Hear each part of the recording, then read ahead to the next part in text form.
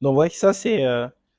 J'aime des journées comme ça parce que ça me permet moi-même de pouvoir valider les résultats que nous avons. J'ai dit cette année, 2023, on a travaillé sur la partie scientifique.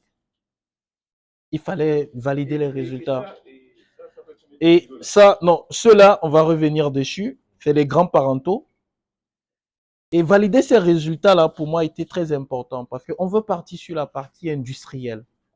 Mais pour pouvoir mettre des industries, il fallait absolument maîtriser les intrants. Et maîtriser les intrants, c'était surtout maîtriser la partie génétique. On ne triche pas avec la génétique. Et quand on s'est lancé dans cette aventure, honnêtement, on n'était pas sûr qu'on allait y arriver. Parce que il fallait travailler sur la databilité de la génétique.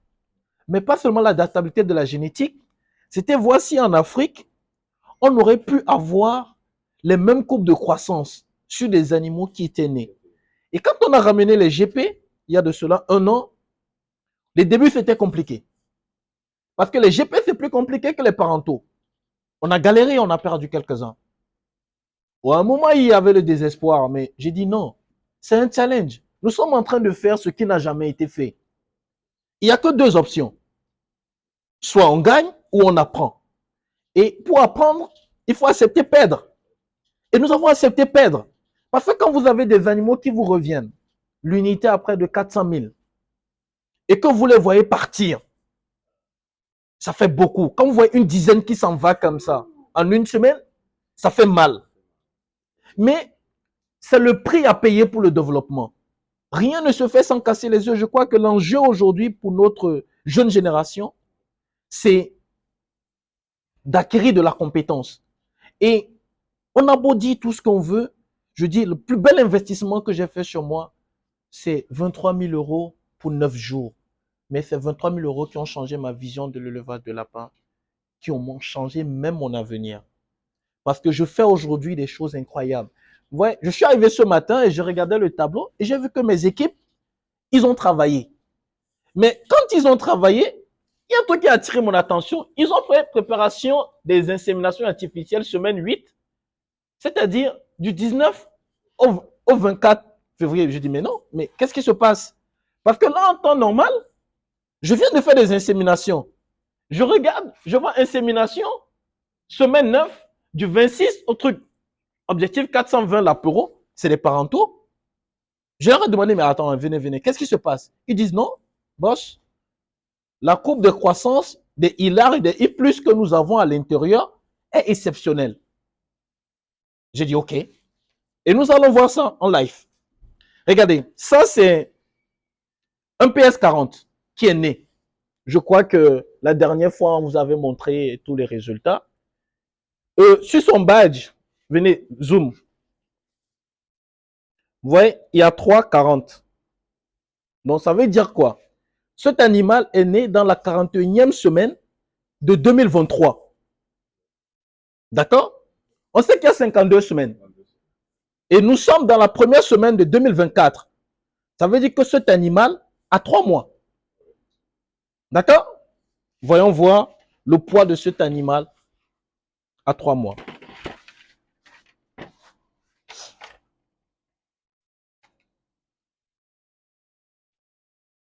Vous voyez? 3,3 kg à 3 mois. Il a 3 mois, il a 3,3 kg. Regardez, regardez. Il n'a presque pas le testicule, c'est un mâle. Il n'a presque pas le testicule, c'est un mâle.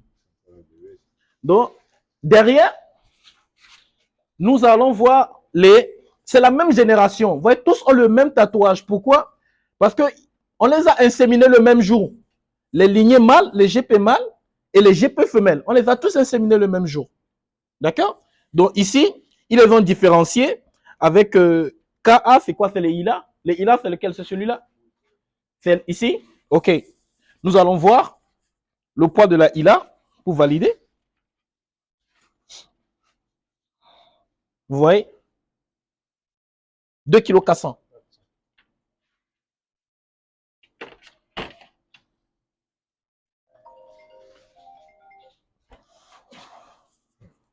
On va continuer. Ça, c'est lequel?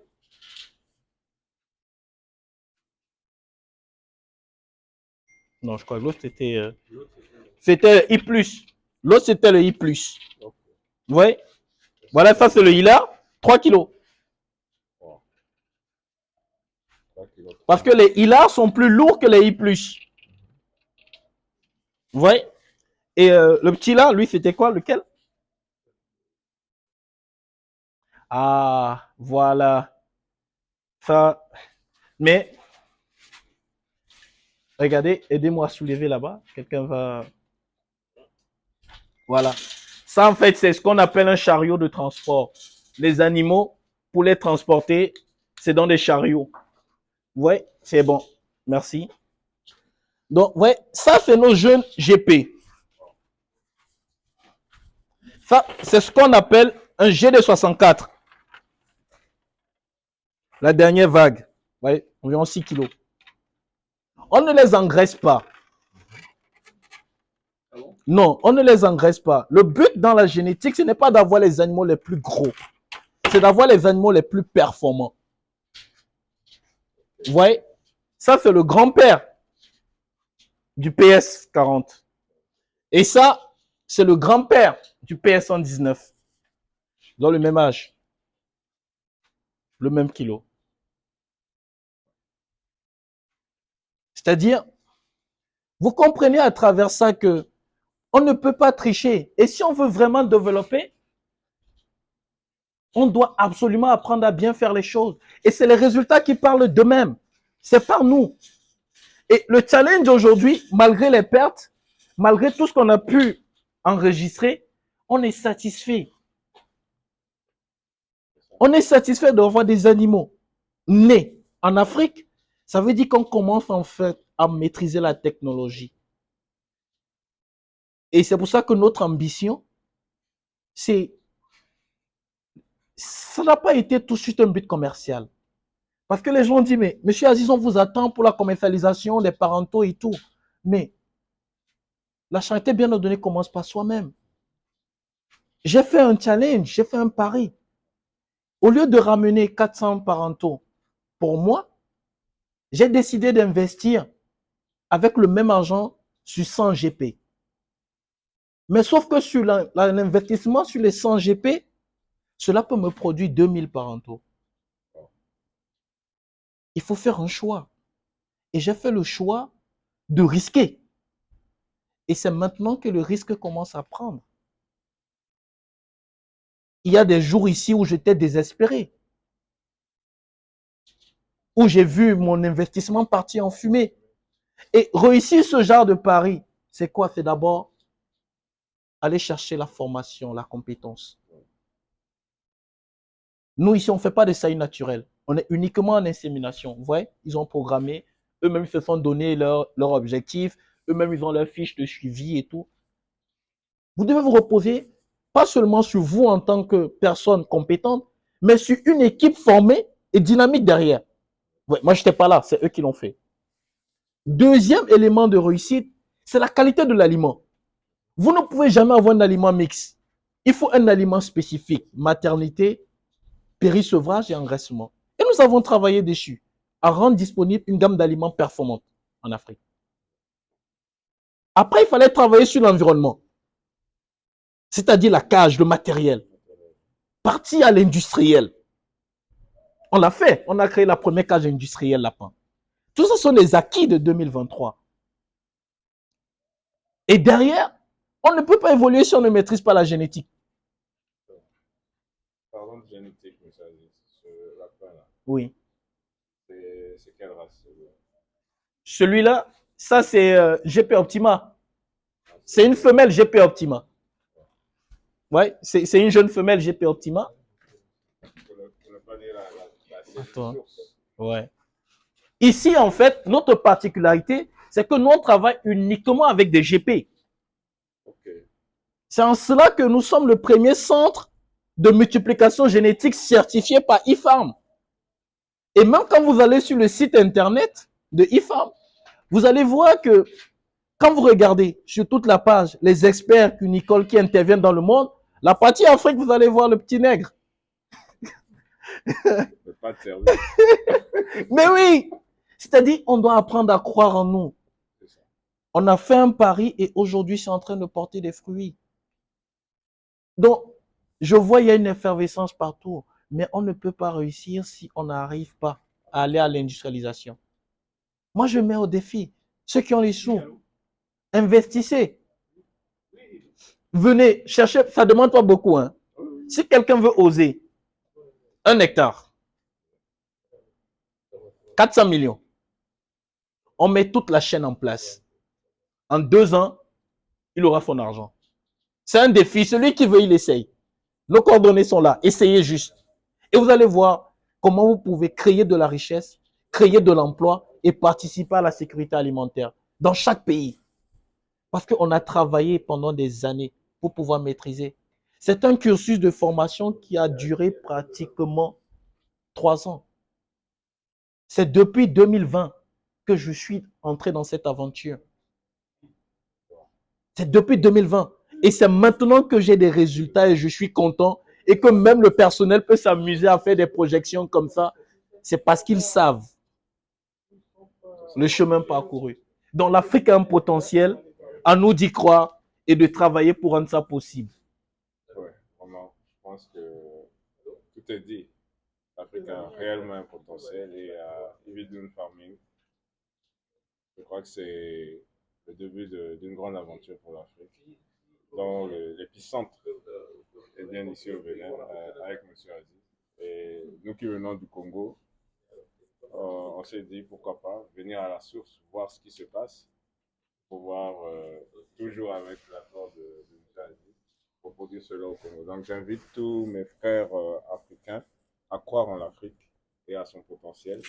Vous avez une preuve ici vivante et ce n'est pas de la part d'autres où on parle en l'air comme on a besoin des décideurs, des vrais Africains qui pensent réellement à l'autosuffisance alimentaire dont on parle, peut passer par le lapin.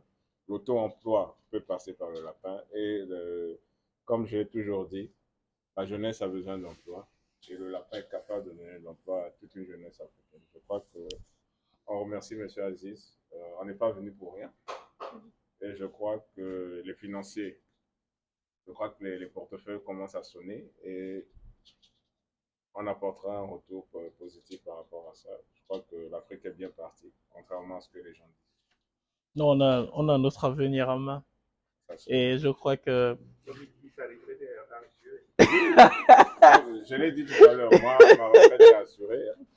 Ma retraite est assurée parce que quand je vois où je peux mettre mon argent et gagner, ou faire venir des financiers et gagner, et que chacun partage ce bénéfice-là, je crois que c'est une vraie preuve palpable de où on peut mettre son argent et attendre et recueillir ce qu'on veut par rapport à son argent. Les bénéfices sont à 100%. Non, c'est plus que ça. Comme je prête les mots à John Young qui dit, si tu veux avoir 200%, va à la Silicon Valley, aux États-Unis. Mais si tu veux avoir 1000%, investis en Afrique. Vous savez, il y a des gens qui ont voulu me remettre leur argent. Mais je leur ai dit, toujours en 2023, que je n'étais pas prêt. Je n'étais pas prêt. Pourquoi? Parce que, vous savez, on n'essaye pas avec l'argent des gens. On ne fait pas de la science avec l'argent des gens. C'est avec son propre argent. Si quelqu'un te donne 20 millions et que tu lui dis, bon, écoute, tu sais, on a pris des GP, il y a 20 qui sont morts dedans, bon, mon cher, il va te dire, bon, ça ne m'intéresse pas. C'est quand tu me remontes mon argent avec l'intérêt. Mais on ne peut pas développer d'économie si on n'a pas une base scientifique. Il faut aujourd'hui qu'on crée, qu'on fasse de la recherche scientifique, on appelle ça recherche-développement. Associer la recherche au développement économique de nos filières. Et c'est ce que nous, on a fait aujourd'hui. Et rien de tout ceci n'a été possible sans l'appui de nos partenaires. Parce que ce sont des gens qui ont un siècle d'avance sur nous. Il faut se développer à travers la recherche de la bonne information. Le savoir, c'est le pouvoir. Celui qui a la bonne information, c'est lui qui détient le pouvoir. Et c'est ça aujourd'hui le lapin. On peut tout faire. Dans le lapin, rien ne se perd. Et que dites-vous de ceux de nos pères en Afrique qui disent qu'à commercialisation de lapin, c'est une perte. Comme je vous l'ai dit tout à l'heure, j'ai un beau-frère qui a voulu investir. On a mis 200 000, mais on n'a rien récolté. Tous les lapins sont morts. Et aujourd'hui, ils ont peur, quand on parle de lapin, ils ont peur de mettre leur argent dans le lapin. Aujourd'hui, nous avons la preuve vivante que 200 000 même dans le lapin, ça ne suffit pas. Mais Et que investir dans le lapin, je crois que c'est normal. Vous savez, moi je dis, les gens investissent déjà dans des activités qu'ils ne maîtrisent pas. Vous voyez, cette ferme-là, ça fait 14 ans. Nous sommes dans notre 15e année. On est dans notre 15e année. On connaît tous les challenges. Paris ne s'est pas conçu en un jour. Des gens viennent dans des activités uniquement pour se faire de l'argent. Je suis d'accord. La finalité de toute activité, c'est d'abord l'argent. Mais prenez toujours la peine de vous former. Et généralement, ils accusent à tort les filières parce qu'ils ne se mettent pas en question eux-mêmes. Est-ce que vous-même, vous avez fait tout ce qu'il fallait? La dernière fois, j'ai des Nigérians qui ont fait le déplacement, qui sont venus pour une signature d'un contrat. Ils m'ont dit qu'ils veulent 10 000 lapins semaine. À travers de chez moi, à la frontière de Sémé, je suis à moins de 5 minutes en voiture. Dans ma zone, vous avez au moins une quarantaine de chambres froides qui, à partir de 16h, 17h, c'est des camions, des bâchers qui chargent la viande pour le Nigeria. On parle de 400 millions d'habitants au Nigeria. Pourquoi on n'arrive pas à toucher ces marchés? Parce que justement, on n'a pas le produit adapté. Ils ne viendront jamais prendre le lapin vivant. Ce qu'ils veulent, c'est du lapin abattu, empaqueté, dans carton. Mais c'est comme ça que ceux qui vendent du poulet vendent. Qu'est-ce qui nous empêche aussi de vendre comme ça le lapin? Et c'est vers ça qu'il faut travailler, vers la plus-value, vers la transformation. Nous, on a lancé un projet au Bénin qui va faire certainement le plus grand projet qu'Unicole. On veut lancer un label. Le projet, c'est label Lapin Africa, qu'on veut lancer partout. C'est-à-dire, produire des parentaux, donner aux éleveurs, ils produisent la viande, nous, on va négocier des gros marchés à travers un grand abattoir, et puis on distribue. Mais regardez la Cypre en Côte d'Ivoire, c'est un exemple vivant. C'est quelqu'un qui a défini une vision. Aujourd'hui, il fait partie des 5 plus grosses fortunes de la Côte d'Ivoire. Mais vous avez Côte d'Ivoire partout en Côte d'Ivoire. Mais il a des usines d'aliments. Il a des abattoirs. Il a la plus grande chaîne de distribution avec des camions, des voitures qui vont partout. Mais c'est des milliers de lapins, des milliers de poulets qui vendent par jour. Quelle agence immobilière peut venir concurrencer ce mec-là? Parce que les gens mangent tous les jours. Et c'est ça qui a permis à la Côte d'Ivoire de lutter contre l'importation des produits cannés. Pour lutter contre l'importation des produits cannés, il faut développer l'activité, mais partir à un niveau industriel, penser à la transformation avant de pouvoir vraiment asseoir cela. Moi, en 4 ans, j'ai gagné 2 fois plus que ce que j'ai gagné pendant les 11 dernières années. Pourquoi? Parce que j'ai compris qu'il fallait appuyer sur un bouton. C'est celui de l'innovation. C'est celui d'aller. Ouais, comme Jacques m'a dit, le but, ce n'est pas d'être le meilleur, mais d'être le premier. Le premier à aller attaquer des conflits où des gens n'ont jamais osé. C'est ce que j'ai fait. C'est ce que j'ai fait, donc c'est possible. Je n'aime pas parler de ce que j'ai, mais je sais qu'aujourd'hui, je peux prendre ma retraite. Je ne vais pas mourir de faim. Mais je suis quelqu'un, je suis un challenger, je ne suis jamais rassasié. Je vise le sommet. Et c'est encore un parcours qui va continuer. Mais voir déjà faire lapin ici, c'est déjà une fierté pour moi. J'ai du I+, j'ai du ILA, j'ai du PS40, j'ai du PS119, encore en engraissement. Alors qu'est-ce que je demande? N'est-ce pas déjà une victoire? Ce n'était pas possible avant. Il y a 2 ans, quand je parlais de ça, on me disait que ce n'était pas possible. Personne n'y a cru. Il y a des gens qui me disaient, mais tu es malade. Des gens essayaient avant toi, ils ont échoué. Mais est-ce qu'on s'est demandé pourquoi ces gens ont échoué? Moi, c'est la question que je me pose. Pourquoi ils ont échoué? Même si j'échoue, je vais recommencer 1000 fois. Et c'est ça le résultat. Je ne suis pas un génie. Hein. Ne croyez pas, j'ai essayé, première fois ça a marché, c'est faux. Ça n'existe pas. Je ne suis pas un génie. Je ne suis pas un surdoué. Je suis juste quelqu'un de déterminé et je vais jusqu'à la fin des choses. Et c'est ça le résultat aujourd'hui. On est fiers de ce résultat. Je crois que la reproduction de ces résultats sur plusieurs sites, même au Bénin, c'est vrai que ce soit au nord, que ce soit un peu partout, pour amener toute cette connaissance à proximité de nos populations, même les jeunes qui viennent se former, créer des centres d'école, tout ça. Oui, ça, je pense, je vais vraiment créer un grand centre de Formation. formation qu'une école, surtout pour partager, surtout tout ce qui est insémination. Parce que les gens, ils entendent l'insémination uniquement l'action, mais non, l'insémination, c'est tout un programme sur une semaine. C'est-à-dire, vous inséminez le 6e jour, mais vous commencez à travailler sur l'insémination à partir du 1er jour. Et c'est tous ces éléments-là qui concourent à venir. C'est-à-dire, les gens pensent que c'est juste le fait de prendre et déposer. Non, c'est toute une préparation. C'est pour ça que si on veut vraiment révolutionner, parce que, vous voyez, on a acheté des véhicules d'insémination et tout, mais ce n'est pas moi qui le fais aujourd'hui, ce sont mes équipes. Donc, il faut qu'on puisse aussi encadrer d'autres personnes à pouvoir le faire, à pouvoir le faire dans tous les pays, à montrer que c'est possible et c'est comme ça qu'on va développer notre continent. L'Afrique, on a juste besoin de se nourrir. Hein.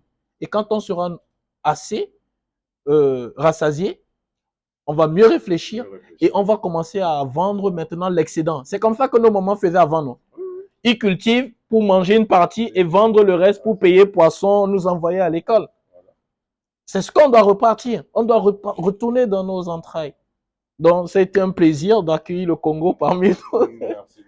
Et puis, on va se donner plein pouvoir pour Brazza. Brazza. À bientôt sur Brazza. À bientôt. Ciao, ciao.